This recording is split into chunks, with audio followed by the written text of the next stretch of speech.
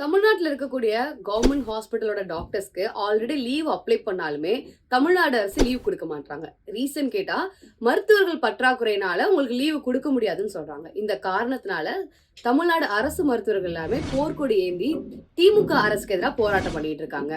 நீட்டை ஒழிக்கிறோம் அப்படின்னு சொல்லிக்கிட்டு இருந்த திமுக அரசு அதிமுக ஆட்சியில பண்ண மாதிரி இடஒதுக்கீடு கூட வாங்கி தர முடியாத இந்த நிலைமையில இப்ப மருத்துவர்கள் பற்றாக்குறைன்னு சொல்றது ரொம்ப கேவலமா இருக்கு.